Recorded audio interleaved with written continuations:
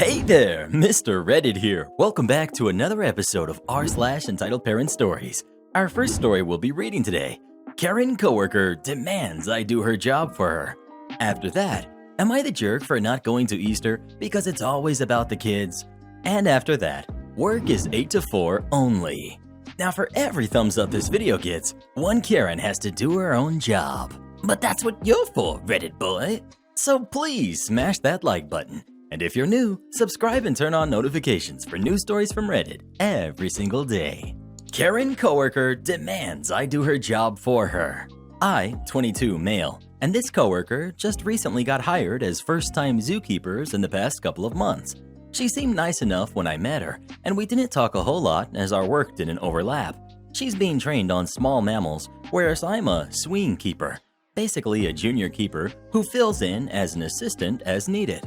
But a couple of weeks ago, she told me that she needs help cleaning the otters' dens and wants me to do it every single day for the foreseeable future instead of her, which, from my limited experience in that enclosure, was not news I was thrilled to hear. I asked her why I'd need to do it every day since that's part of her job. She told me that she's pregnant and the smell in there is making her sick. I said, "They're otters. That smell makes everyone feel sick." But she insisted. I said no. Why should I have to spend half an hour in there every single day on top of everything else I already have to do? But she got mad and I reluctantly gave it a go that day. It was a miserable 30 minutes.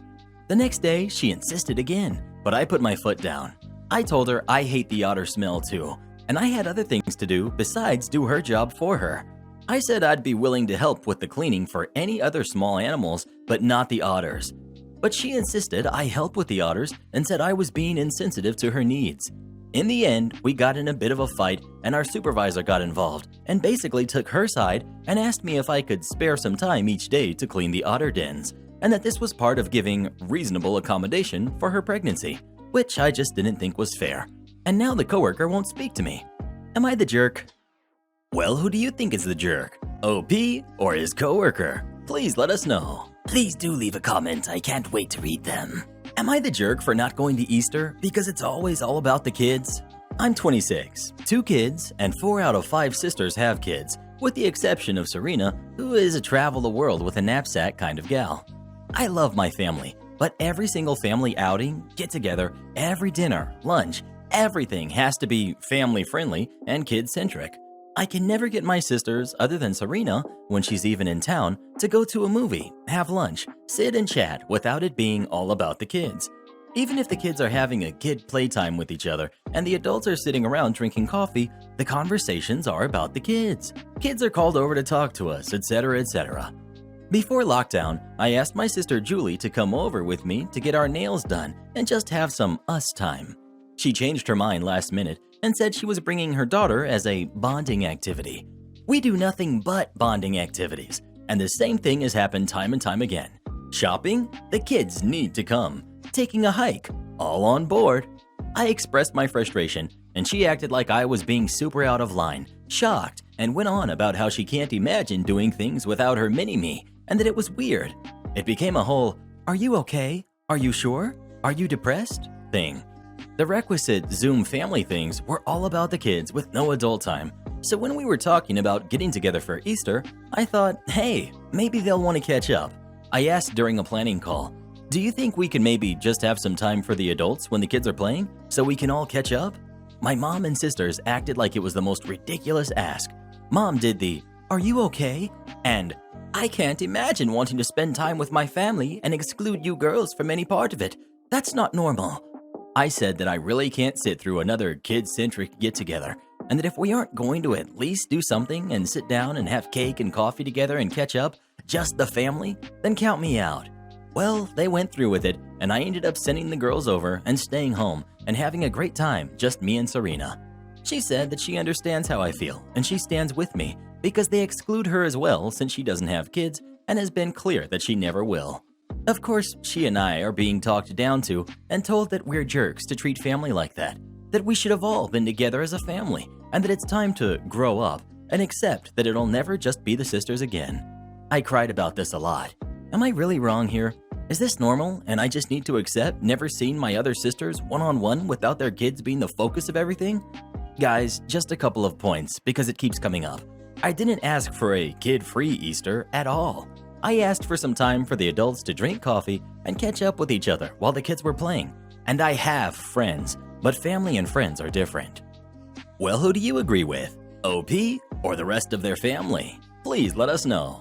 For lots of people, once they have kids, their kids become the center of their life and everything else revolves around them. It's kind of just the life they choose to live. Try not to get too upset over it. Work is 8 to 4 only. Not me, but my coworker, and I am super proud of them.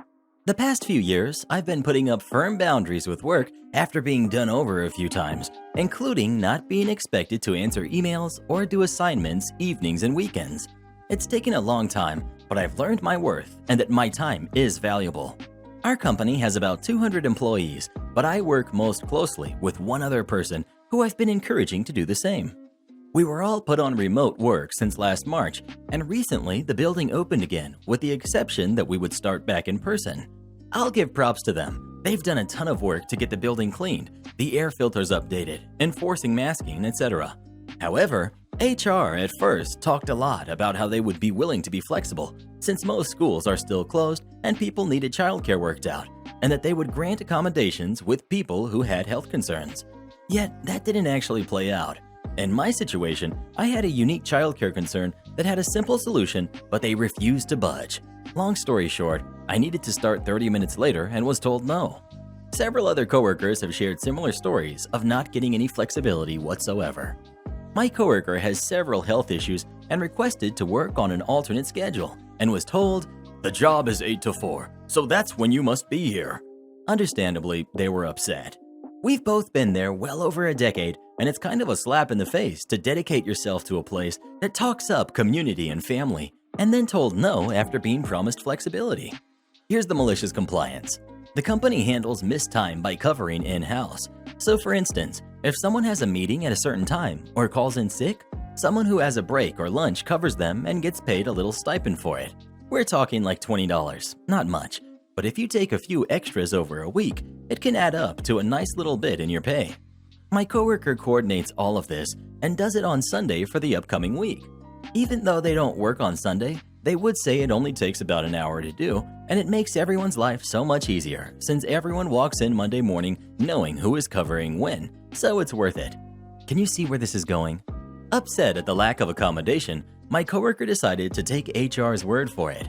They stopped sending the coverage email on the weekend and did it at 8 sharp on Monday. It was like the end of the world. Everyone was scrambling. Such a little thing to make life convenient, but they refuse now to do anything outside of work hours. They told me that the following weekend, managers were asking for it throughout Saturday and Sunday, but they ignored the emails. On Monday, they sent it at 8 a.m. sharp again. By the afternoon, the head boss had asked them to please resume doing it on the weekend, and they are now getting the extra hour paid by the company. I loved it. Take care of your employees, and they take care of you. Give a little, get a little. Here's some info asked about in the comments. 1. My coworker doesn't have a disability, but is nearing retirement age and has some minor medical concerns that could make getting sick very complicated. 2. From what I understand, they requested to continue remotely, and I'm not surprised that was denied. While their role could be done at home, with people back in the building, it wouldn't make much sense. They do a lot of the front office stuff, where my role is more in the background. I could do my job no problem going in only once a week, but their role really does need to be on site while people are there. I believe they had asked to do some days at home or half days at home. That would work if HR had let them. 3. It seems from what I have gathered, only 2 people were granted remote accommodations. One person I know has some complicated medical issues, so that made sense to me.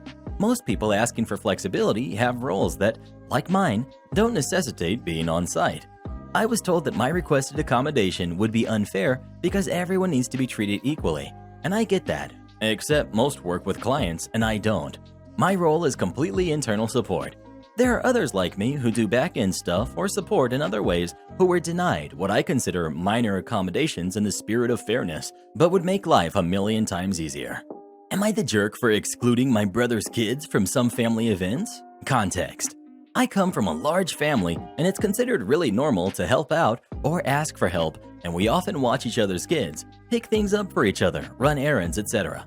I would describe us as laid back and generally low conflict. If people have an issue with something someone does, we usually address it with them privately so as to not embarrass them. The problem. One of my brothers is married to my sister-in-law, and they have kids, all under the age of 7. Sister-in-law has really specific ideas about parenting and what her kids should be allowed to do. She expects us to abide by her rules when her kids are at other family members' houses with the rest of the cousins. If the rules aren't followed, she doesn't say anything directly, but instead sends an email to the person with clear instructions on what they did wrong. The emails read like something from a boss. This happened a number of times over the years, but an event that happened last fall caused the current issues. During lockdown, my mom has been babysitting the kids in our pod during the day and helping them with virtual school. Often, there are 5+ kids there at a time. One of sister-in-law's rules is that her kids cannot have any food with dyes in it. No allergy, it's a general health thing. My mom forgot and gave one of her kids a popsicle during the day because everyone else was having one. The kid was eating it when sister-in-law picked them up, and while she didn't say anything at the time, it was clear she was upset. My mom then received an email that began, "Per our recent discussion, it was my understanding that you understood that my kid cannot have food with dyes in it." It then contained bullet points suggesting how she could improve. My mother was really insulted. In addition, sister-in-law CC'd my dad. He went to their house to speak with them, and sister-in-law apologized for her communication style, but pushed back on the dye thing and wanted an apology from my mom. My mom apologized, but also no longer watches their kids regularly, by her own choice. Ever since that happened, everyone is pretty cautious around them and their kids. If we're doing something that might violate her rules, we don't invite them. This is honestly most things we do, because the stuff she bans, exposure to any form of violence, refined sugars, dyes, yelling, playground equipment above 5 feet, etc., are not things we have issues with, within reason, with our own kids. Recently, my brother asked me and my other siblings about it, and we were honest. We feel like we're walking on eggshells around them. He says she communicates about serious topics through email because of her anxiety disorder. He defends her behavior as mama bear tendencies and thinks we can slowly help her by being patient. We refused. Are we the jerks for excluding my nieces and nephews? When we have big family get-togethers again, they will always be invited, but not always for other stuff. Edit. Also, just to say, my sister-in-law is often really fun and pleasant. It's really just the parenting issues that she's so controlling about. We never had issues with her before they had kids. Well, who do you think is the jerk? OP or sister-in-law? Please let us know. Those poor babies are gonna miss out on a lot in life if their mama doesn't stop acting like that. And tell Papa he's just as guilty as long as he lets that crap go on. Seriously though, my heart goes out to those kids. Stop working so hard? Don't mind if I do. This is ongoing, so keeping things vague. The background. I work in a corporate setting on a mixed team. The team is made up of a few different roles, each with their own reporting structure.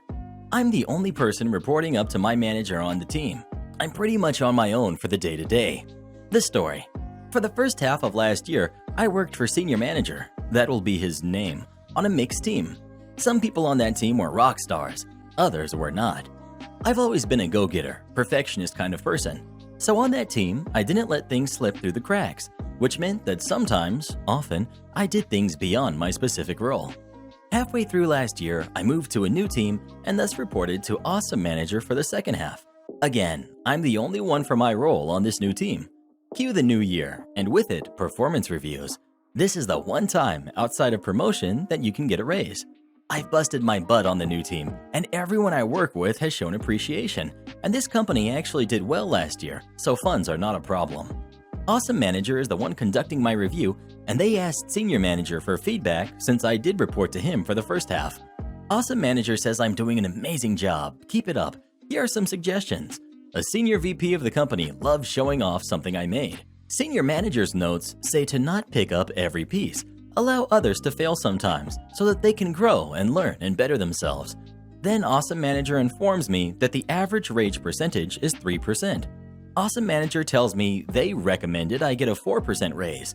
They then tell me that all of the senior managers met for the whole organization to coordinate, and coming out of that meeting, I am getting 3%. Awesome Manager cannot get a straight answer why my raise was decreased.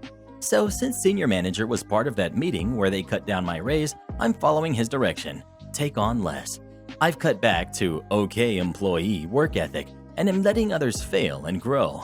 Since I'm alone on my role for the team, an awesome manager just got moved elsewhere, I have another new manager, no one can call me out. In the meantime, I'm spending that extra energy prepping my resume for more reasons than just this. A couple of clarifications.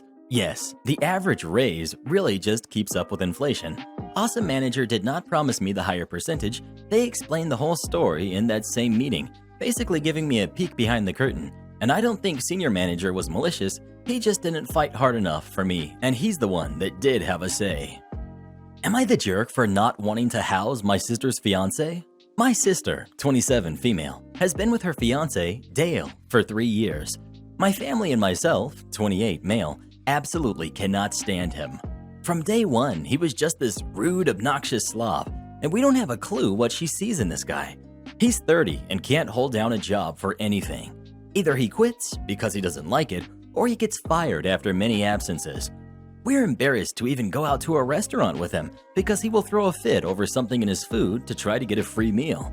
I try to avoid interactions with him when I can because I can't stand him. With the lockdown, my sister got laid off, and they moved in with a friend a few months ago to save up on money. Especially because they found out my sister is pregnant 3 months ago. Now my sister tells me Dale and his friend got into some dispute, so they can't live there anymore. She's asking if it's okay if they stayed with me for a while, but I don't think that's going to happen. Aside from Dale being a jerk in general, I've heard he's an even bigger pain to live with. Before the lockdown, there was a whole drama with the landlord at his old place. Dale stopped paying rent and then was refusing to leave, even after being given an eviction notice. No idea how it went down, but he managed to stay there longer until the landlord could go through the whole court process to get him out. My sister told me all about it because she was having fights with Dale trying to get him to just leave already. The last thing I want is to invite that possible headache into my home knowing what a freeloader he is. Might even be harder right now if I decided I didn't want him in my house anymore, with some places still putting evictions on hold. I told my sister my concerns. She swears Dale wouldn't do that, but she couldn't even convince him to move out of the last place he was staying at. Now, I get she's pregnant, and I told her I'd be more than happy to give her a place to stay, just not Dale. She's pretty mad I'm not willing to help him out as well, and for not trusting them. They're supposed to be moving out by next week, with still no place to go. I told my sister my offer still stands for her, but I can't accept Dale with his history. She says I'm an awful brother and can't believe how badly I'm acting in their time of need. Am I being a jerk for going down this route? Well, what would you do in this situation? Would you let them come stay at your house or not? Please let us know. No way. I would offer them directions to the nearest Motel 6. I've heard they leave the lights on for you. I got a male Karen, a Chad, arrested. I, 20 female, run a retail store with only one other person, another 20-year-old female, and some guy comes in and cussed at her. Literally, the first thing he said to her was, "Forget you." I took over and told the man, somewhere in his 50s, we wouldn't help him if he was going to talk to us like that. He made fun of me for telling him he couldn't swear, and I just ignored him and gave him the solution to the problem he was coming in about. I watched him run outside to his truck, check his back seat multiple times, important to remember, and after about 15 to 20 minutes, he came back in. He sat down and just glared at me. My coworker was helping someone else. I asked him what he needed. He said he'd tell me after our only other customer left. I told him he could tell me now. He stood up and said, "I will leave when she leaves." I responded saying, "Listen, I've been nothing but pleasant with you, and your entire time of being here you've been incredibly hostile. I'm giving you two options. You can either talk to me right now so I can try to help you, or you can leave. Because at this point, what you're doing, sitting down and saying nothing, is loitering." He was angry. He got right up in my face to intimidate me and gave me the most evil look I'd ever received. I stared right back at him. "What is it going to be?" He broke eye contact and said, "I'll leave." He walked out the door, but he did not leave. He sat in the front of his truck and kept looking through our window at us, waiting for our only customer to leave. I pointed this out to both my coworker and the customer, an older woman. The older woman told me to call the cops immediately and that the man was not mentally sound. I was hesitant, but she was right. I called the cops, but in the meantime, the man kept checking his back seat over and over again. When the cops arrived, they said hi to me first, and then went outside to speak to the man. After about 5 minutes, I saw Mr. Karen trying to fight the cops. One of them later came back in and told me the situation. So he's going to jail tonight. There was something in the back seat of his truck that he's going to jail for. He was actually a wanted man. Are you all good here? One of us can stay here if you don't feel safe." I told him that we were fine. He had me write up a witness report. Makes me wonder what was in the back of this guy's truck. Am I the jerk for not letting my boyfriend drive my dad's Ferrari? My dad is wealthy. Not like mega rich billionaire wealthy, but pretty darn wealthy. My dad owns this Ferrari V12 supercar that he loves. He takes it out to drive a few times a month when he can, and usually likes to take it to a local track. He's very protective of that car and doesn't want anyone driving it. He let me drive it once at his track, and I had like a race car driver instructor with me. But honestly, I'm sort of afraid of it. It's really powerful and just more car than I can handle. Anyways, I'm dating this dude, and he saw my dad's car when he was over, and he asked me if he could drive it. I told him he would have to ask my dad because it's not mine, and that I don't think he would want to let him drive it because my dad doesn't really want anyone driving it. Anyways, he left it alone. He brought it up to my dad later, but my dad said no. My dad said he let me drive it once at a track with a race car driver in the passenger seat, and that he just doesn't trust anyone else to drive it. So my dad went out of town, and now my boyfriend is asking me to let him drive the car while my dad is gone.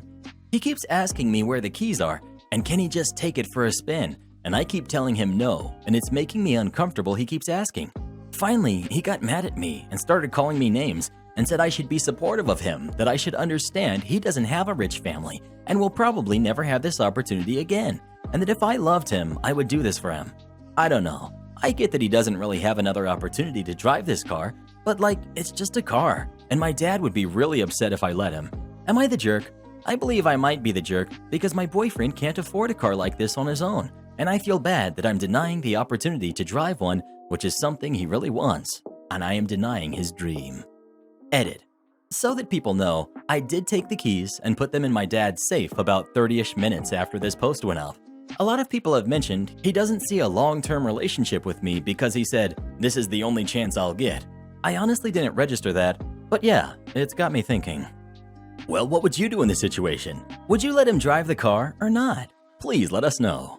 OP, you need to break up with this guy. He sounds like a manipulative little entitled jerk. Kinda reminds me of myself before I went to that Karen's retreat. Am I the jerk for not supporting my daughter and grandchild?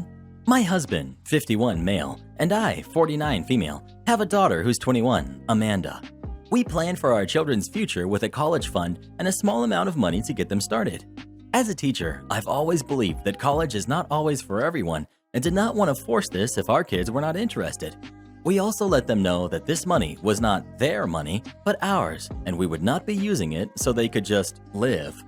We raised our kids to be responsible for their actions and the consequences of said actions, which brings us to the issue.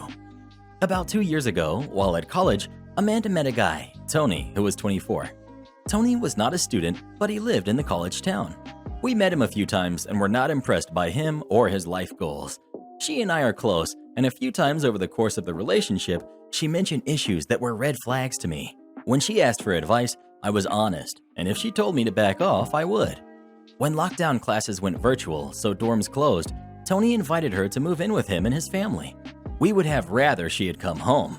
In the summer, Tony suggested that they move in with us because his family had taken our daughter in for 3 months. I should probably mention that our home is a few blocks from the ocean and a couple of towns from a popular summer hangout. We told our daughter she could come home, but not Tony. Tony was very upset by this and said if she came without him, it was over. She ended up staying with him and found out she was pregnant last July. She and Tony arrived with a plan. The plan was basically us supporting them as they would be raising our grandchild. We rejected this plan, and I was able to get my daughter alone. I explained the reality of what her life would look like with Tony and their child.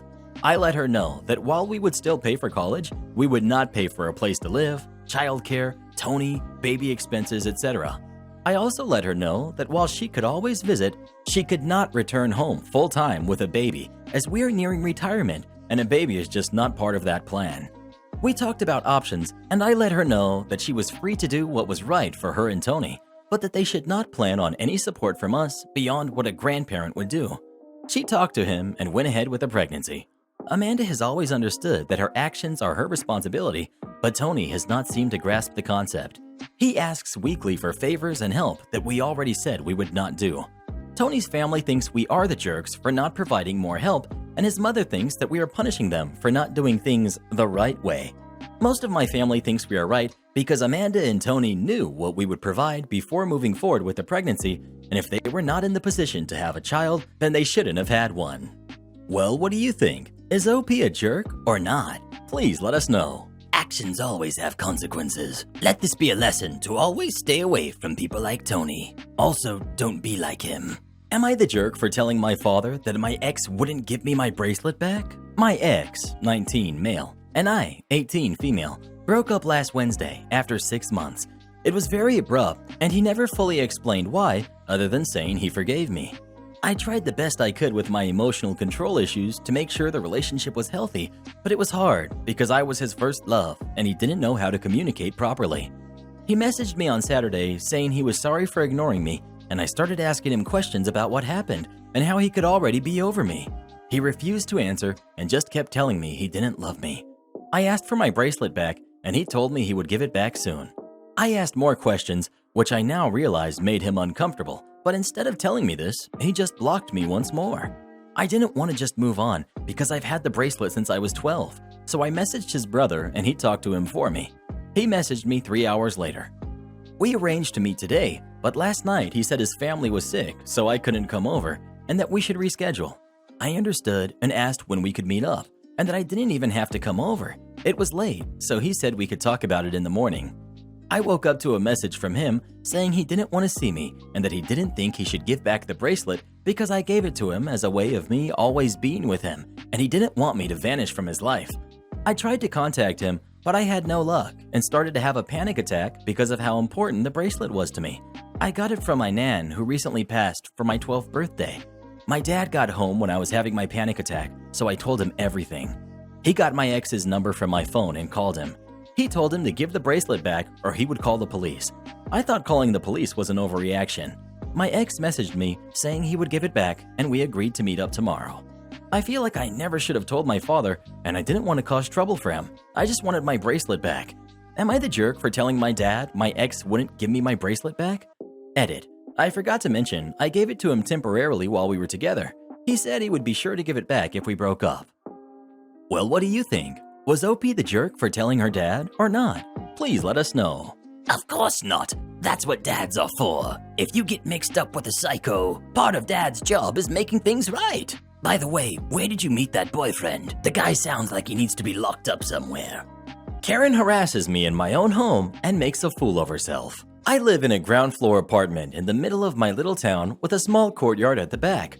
There's a lovely set of glass sliding doors that open from the living room into said courtyard, and on the other side of the courtyard fence is the public footpath, with a public car park behind it. It's lunchtime here at the moment, so there's a person walking past every 5 minutes or so. It's also useful to know for context that I'm physically disabled and use a walking stick. My genetic disorder, Ehlers-Danlos syndrome, also makes me look significantly younger than I am. So despite being 31 years old, I'm often mistaken for a teenager, especially by Karens, for whom I seem to be a magnet. Anyway, onto the story. So I was sitting on my sofa, watching TV and eating my lunch, when I spotted one of those little black millipedes on the carpet. We get a lot of them at this time of the year, so I used an empty box to scoop it up and chuck it over the fence, so that it hopefully won't come back into the apartment. No big deal, right? There was this Karen walking along the footpath, a fair way down from our fence, and she yelled something like, "I saw what you just did." I didn't think she was barking at me, since I hadn't done anything wrong or unusual, so I went back inside. She then appeared at our back gate, shouting at me for throwing rubbish over the fence and littering. I told her I had thrown a millipede over the fence that I'd found on the carpet. She accused me of lying and said she had seen me throw a box. I opened the fly screen and held up the empty box and said, "You mean this one?" She froze and stammered a bit before saying, "Well, obviously, you threw something else then." Like I was being the idiot here. I said, "Then where is it?" And this lady actually started scouring the flower bed between the footpath and the car park for the imaginary rubbish she was adamant I'd thrown. I guess she found nothing she could reasonably accuse me of having thrown out there, because she came back to the fence and barked, "If I ever catch you littering again, missy, you'll be dealing with the police. So I said, sure, I'd love to tell them about you harassing a disabled woman in her own home. We'll see how that goes for you. And she stormed off. What the heck? I get dealing with Karens in the wild, but in my own home? Wish I'd thought to snap a photo of her just in case. Hindsight is 2020. Please do us a huge favor and come watch this video next. You're not gonna believe what happens in it. And join as a channel member today, and we'll give you a special shout out in our next video. And to have us make any kind of video that you'd like us to, just head over to our Fiverr, link pinned in the comments below.